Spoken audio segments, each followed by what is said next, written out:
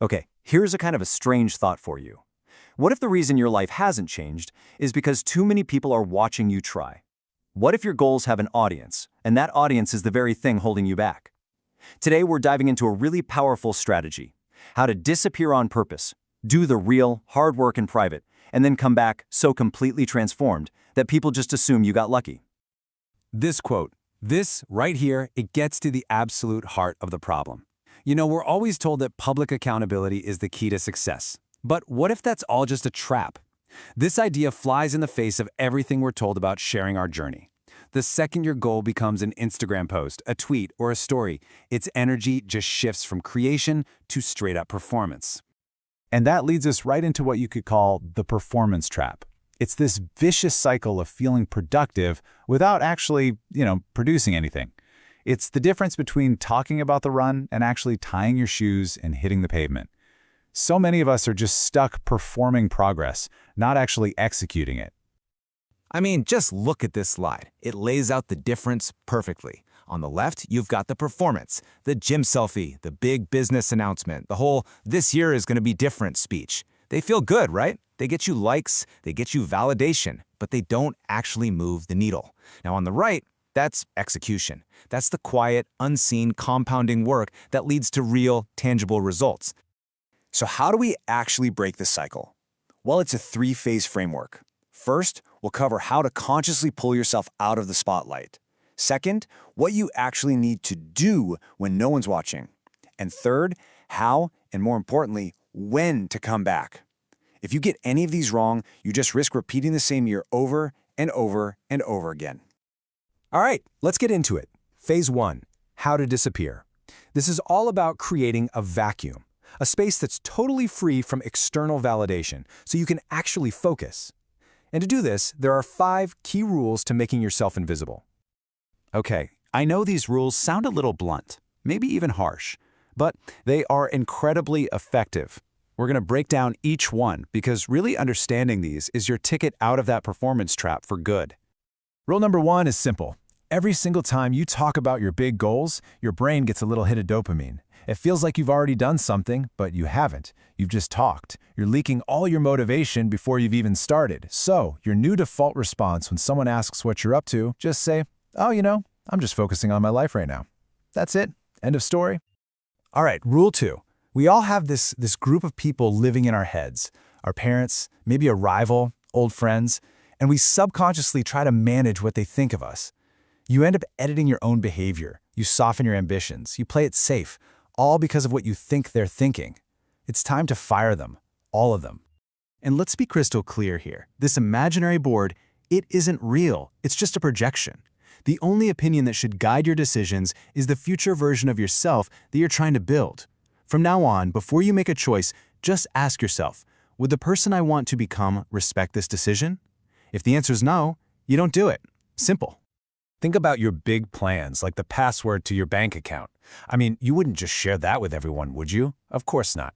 When you share your plans, you're just exposing them to other people's doubt, their fears, their limitations. Even well-meaning advice can just dilute your focus. You have to protect your vision. Only tell people things on a strict need-to-know basis. Oh, this one can be tough, because progress feels amazing, and we naturally want to share it. But listen, celebrating a small win when you're only halfway through the game just makes you relax. You lose that edge. Don't post the physique after 1 week in the gym. Don't go bragging about a tiny income bump. Just let the progress compound quietly. Real power grows best in the dark. And that brings us to the hardest rule of them all. When you disappear, life gets quieter. And in that silence, there's nowhere to hide from the hard work. You can't vent for sympathy or post something looking for encouragement. It's just you and the work. And that discomfort, that is where the real growth happens. By handling your struggles privately, you forge this unbreakable self-trust and emotional control. So, you've disappeared. Now what? Phase 2 is all about the work you do in that quiet space, the kind of work that leads to a completely unrecognizable transformation. While you're invisible, your focus narrows down to 3 absolutely critical actions. First, you've got to pick just one specific target to avoid spreading yourself too thin. Second, you design an environment that makes progress almost automatic, so you're not always relying on motivation. And third, you have to change what your brain even considers a reward. This is so crucial. Willpower is a finite resource. It comes and goes. You just can't rely on it day in and day out. So instead of just trying to be more disciplined, you have to build a life that literally forces you to progress. It's all about creating systems that make improvement the default setting for your life, not some heroic choice you have to make over and over again. And this just shows the change perfectly. On the left, you've got that chaotic, reactive life that most people live. But on the right, that's a life designed with purpose. Your calendar becomes a surgical tool, with times specifically blocked out for your one transformation target.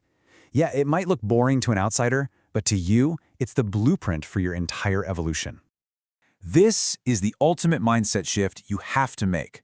Your brain has been trained for years to celebrate comfort and relief. Scrolling on your phone, sleeping in, saying I'll start Monday.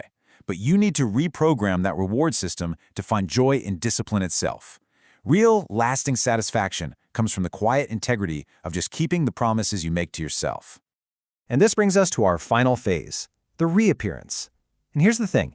If you've done the first two phases correctly, this isn't even a decision you get to make. It's something that just happens to you. That validation you used to crave will suddenly start to feel loud and, honestly, pretty unnecessary. Now, this is a really key distinction. Most people think they'll come back out when they feel like they've made it. But feelings, they're fickle. Readiness is an illusion. The real trigger for your reappearance isn't some internal feeling. It's this. This is everything. You reappear when your transformation is so significant, your results are so undeniable, that they literally force the explanation. You don't announce your return, your new reality does it for you. People just start noticing because you move differently, you talk differently, you are different. And by then you're calm, you're grounded, and you don't even need their attention anymore. Ultimately, the goal of this entire process isn't just to be impressive. Come on, anyone can create a moment of flash and excitement. The real goal here is to become inevitable, to build a level of skill, a level of discipline, and a level of results that makes your success a matter of course, not a surprise.